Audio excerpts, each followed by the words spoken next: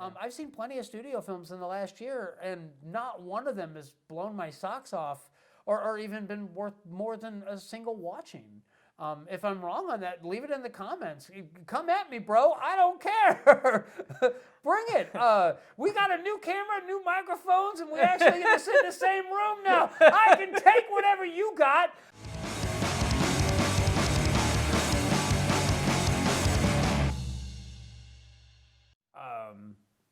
I was going to say, I bought Shadow, which is a samurai film, on Blu-ray.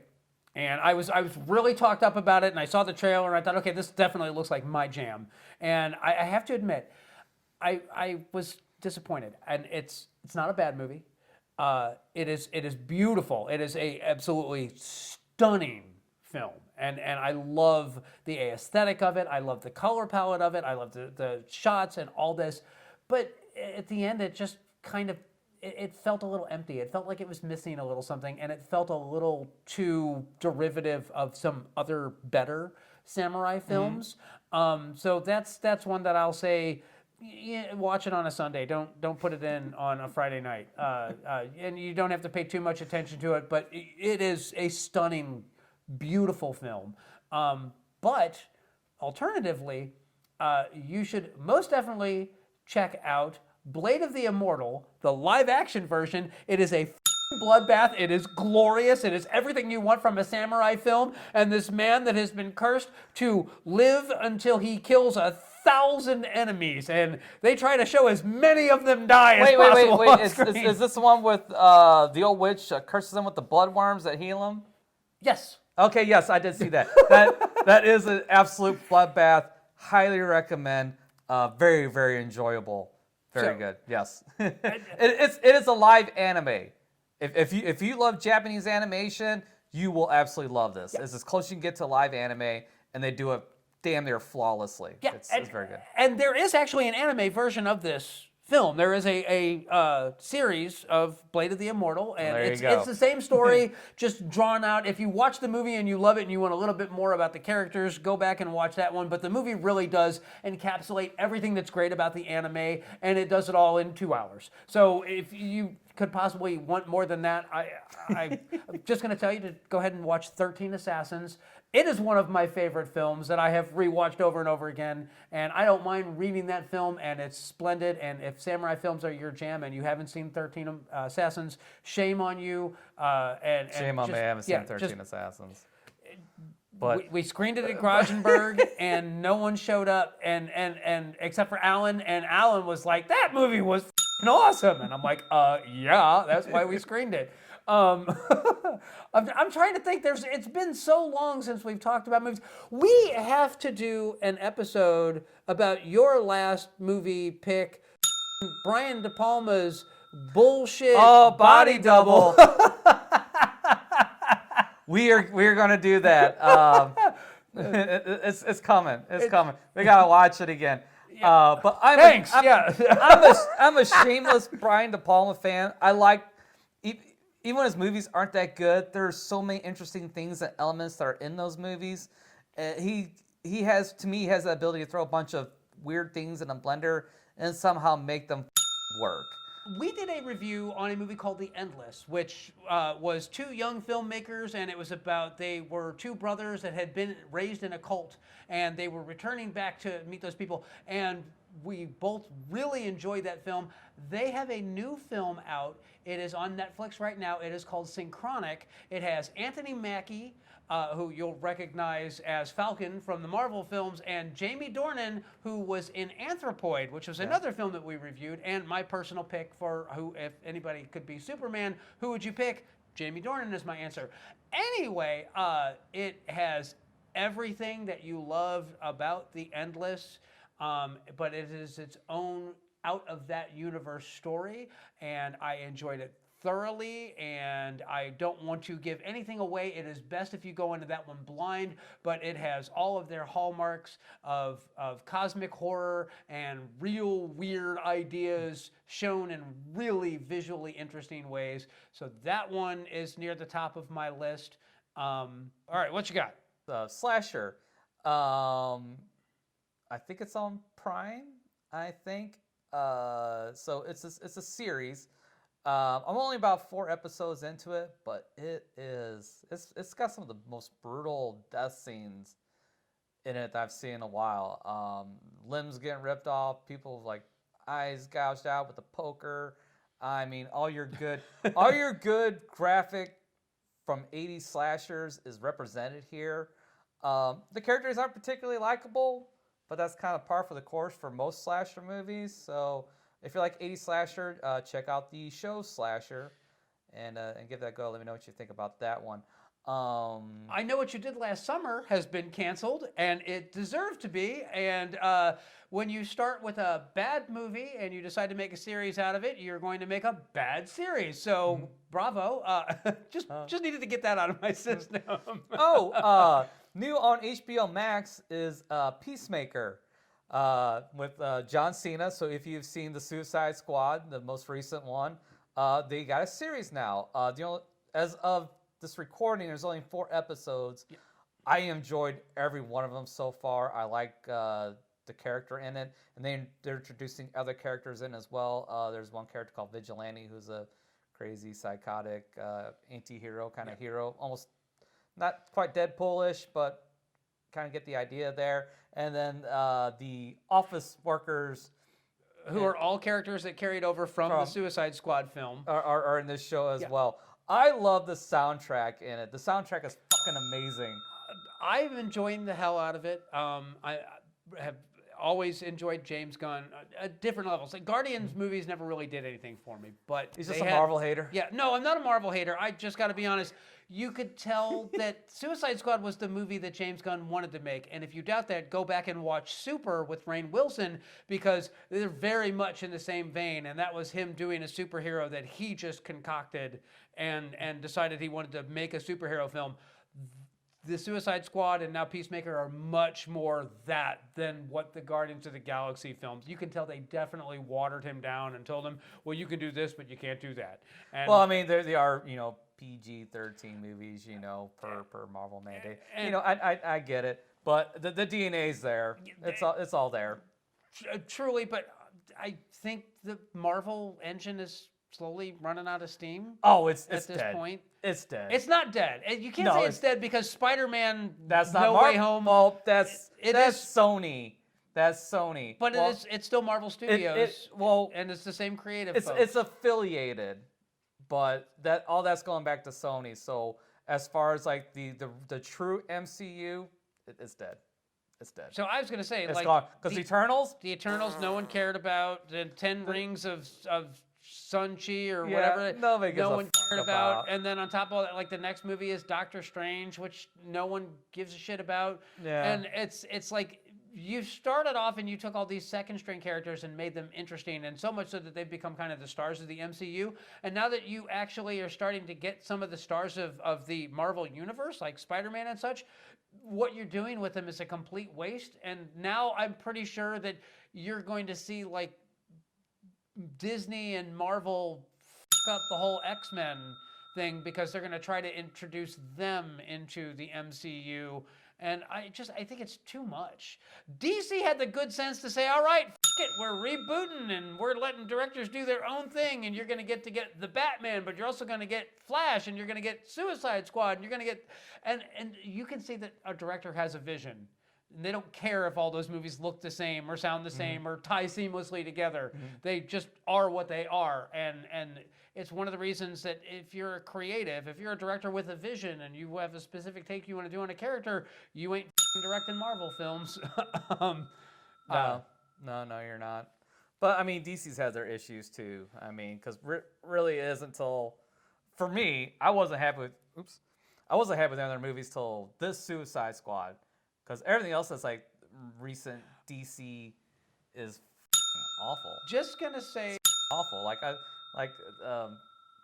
The 2 Superman movies were awful. The Justice League movie I didn't care for. Even the 4-hour fucking masturbation fest was not for me. Okay, I can see what the director is going for. Great, there's his vision. Well, that's great and wonderful, but still not a good movie.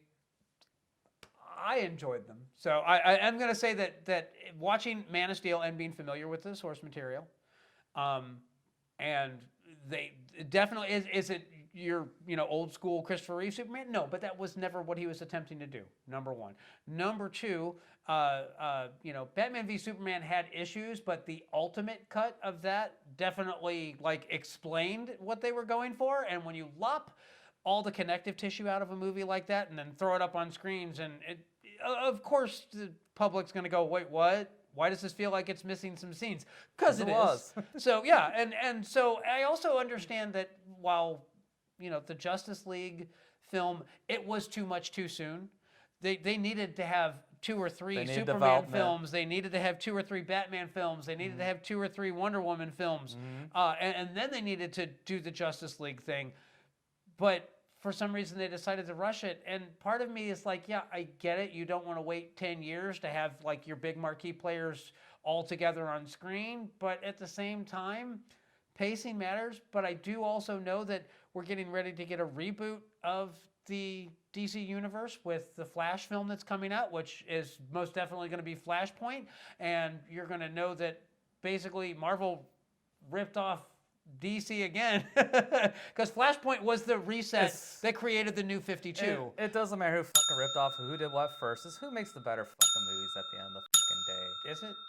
It absolutely is. Really? It absolutely is. No, it absolutely is. Doctor Strange. Actually, I'm going to say it's who makes a better fucking movie. If you're making who's giving you the best fucking product.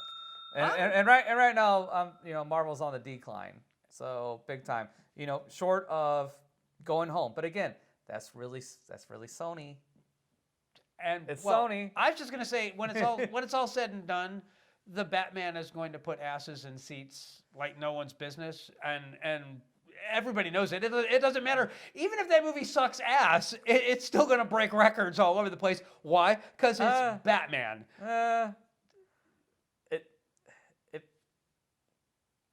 I'll be surprised if it breaks $1 billion. I'd be surprised if it breaks $1 billion. Just remember that hang on. If it's strictly a theater release, maybe it has a shot. But if they put it on HBO Max, it's not breaking $1 billion. It is actually. I'm pretty sure it's a theatrical release. Okay. It's theatrical release only. Strictly. It'll wind up. It's going to wind up kind of like The Last Duel, and then it'll have a theatrical run, which will probably be about 6 weeks, and then it'll wind up on HBO Max. Not breaking $1 billion. Why? No. I don't see it. Well, you got to remember that the U.S. market isn't what it used to be. Now it's a lot more about foreign market at this point, and except when you talk about Spider-Man, the new Spider-Man, which brought in almost $1 billion on its own. It's actually the third. It's the third highest grossing film in the. I think it's the third highest grossing film. Period. Which means that it is behind Avengers Endgame and Avatar. So that should just let you know what the average moviegoer's theatrical taste is really like. well, it shows you people are starving for a good fucking movie because there really hasn't been a whole lot out there.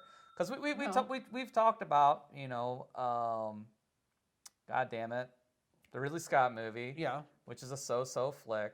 Well, Top Gun got pushed. Mission Impossible 7 got pushed to next year. Yeah. The James Bond movie. If you guys have watched did you watch the newest James Bond? I didn't. It's James Bond, but it's not James Bond. Like the character, they did something weird with them. The last James Bond movie that I watched was Skyfall. Mm-hmm. I did not see Spectre. You didn't miss anything. Yeah, and was there one after Spectre? The newest. The most recent one? The most recent one, yeah. Which is the last... No Time to Die. Which is their big send-off, and it's disappointing. It really is. James Bond is James Bond in name only, and in the most superficial things. He's driving his fucking Aston Martin DB9. They whip out the fucking... DB5. Is it the classic one or is it a new one? It's the classic one. It's classic one's a DB5. So that one. And they break out the Aston Martin V8 Vantage from the Timothy Dalton movies. So they hit like all the fan service bullshit, but when it comes down to the character himself, it's not James Bond. It's some weird thing. You'll understand if you're a fan of James Bond and then see it. But it's just weird. He does some weird choices that don't make sense as a James Bond character. So I don't know who wrote this movie. Whoever wrote that movie, you. I don't know. I like I said, I will watch it.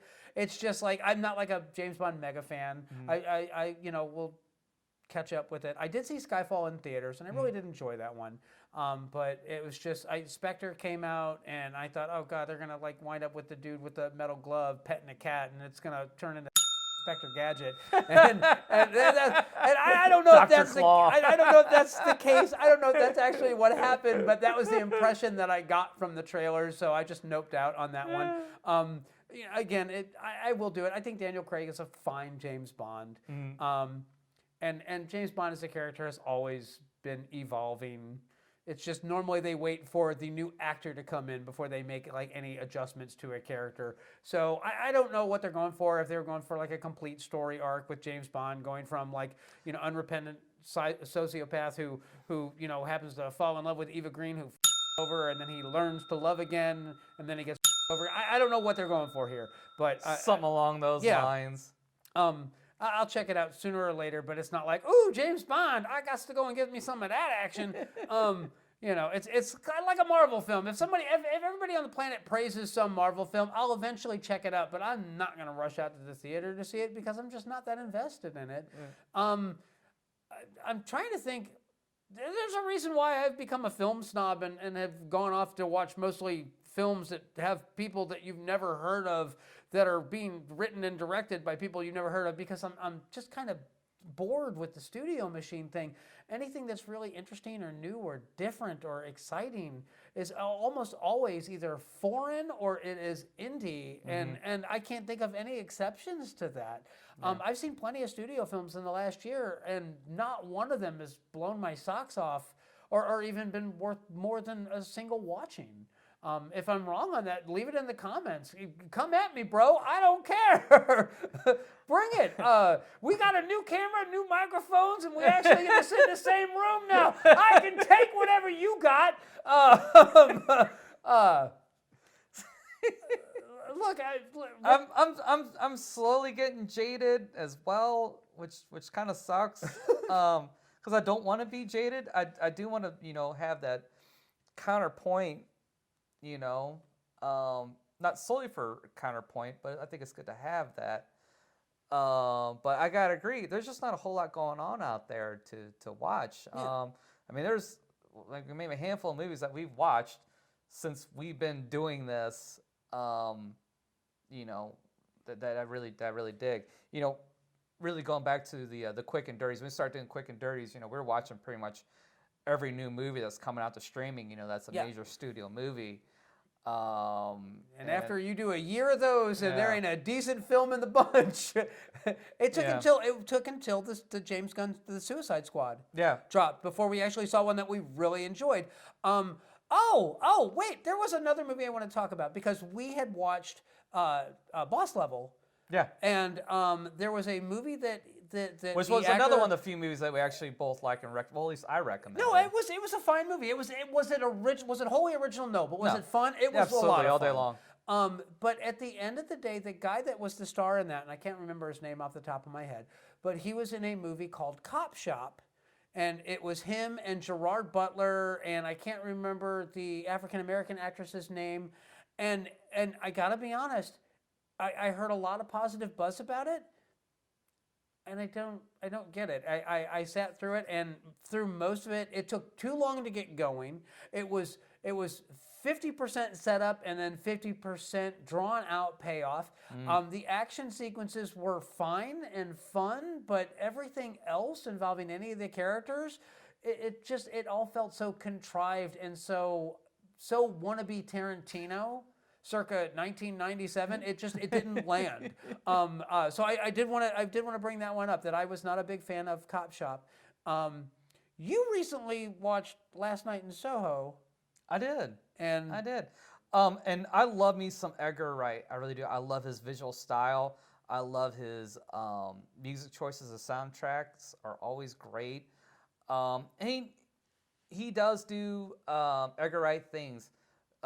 Music is perfectly choreographed to what's happening in the scenes. This music choice is very good again. But it's lacking that kind snap or personality. Like I guess snap and wit. But of course, this is a different Edgar Wright movie. This is actually a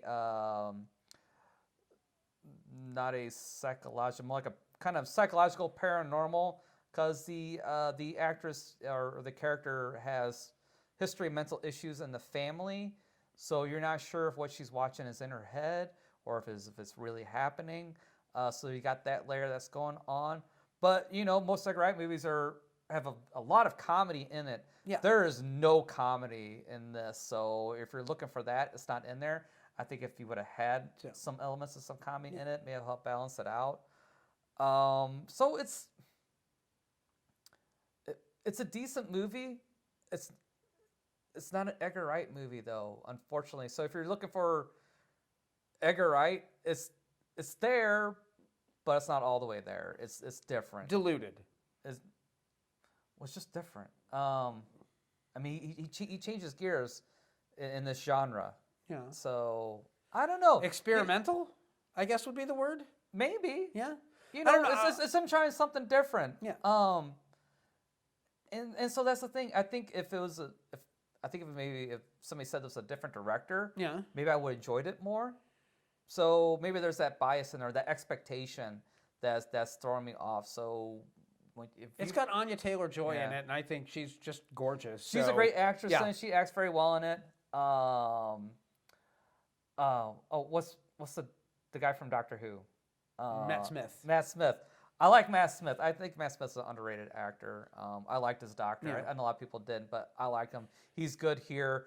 Terrence Stamp is in it. I didn't know Terrence Stamp was still alive. Oh, yeah. I thought he was dead. You will kneel before Zod. Kneel before Zod! Damn straight you will. He needs to do more movies. I love Terrence Stamp. He's in it. He's great. The other lead actress, I don't remember her name. I'll put it here. She's great. All the acting's great. Was it Dove Cameron? I have no idea. Yeah. I've just seen the trailer. I haven't seen the movie yet. I do tend to watch it, though. It is absolutely beautifully shot. It's well executed. It's just not Edgar Wright for me. So I think that's my biggest beef with it. So I was expecting something and I didn't get it. Expectation has a lot to do with it. There are plenty of movies that I watched that wasn't what I thought they were going to be, and then when I've gone back and rewatched them, knowing full well I've enjoyed them a lot more on second viewing than initial viewing. Yeah. So I'm not saying don't watch or I don't recommend it. You should absolutely check it out too. Yeah, it just wasn't my Just going kind of blank slate. Yeah, yes, going blank slate. Yes. Tabula Rosa, baby. Yes. So, who? What? Tabula Rosa, blank slate. Yeah. Okay, what he said. But anyway, anything else? Any other last bits so we can wrap this up? Because No, we've been talking long enough. We will eventually get you a body double to his dismay, and then you'll have to pick something after that. I'm gonna pick the or something. Is there anything coming on streaming that we want to watch coming up? Nothing I want to talk about. So I'm. Rick and Morty season 5 is dropping on Hulu February 5th. There you go. That can't come fast enough. I love me some Rick and Morty. There you go. That's what I got for you. Just keep an eye on Rick and Morty, and If there's some shows out there you want us to talk about, or some movies, whatever, hit us in the comments. Let us know. Like, comment, subscribe, all that usual fun stuff. Yeah. Are we going to actually start doing some social media engagement? We're going to start doing some Twitter and shit this year. We'll get to it. Maybe. I don't know. Visit Mike on Instagram. I am not on Instagram. I opened up a Twitter account forever ago, when we first started doing this, but I just never done anything with it because I don't do that shit. So maybe we can go to Mike's Twitter account and say, "Hey." I don't have a Twitter account. Tweet. No, there's a. Go to the Tony and Mike Watch the World Burn Twitter account and say, "Hey, tweet." Do something. I don't know. Are you not entertained? Is this not why you're here?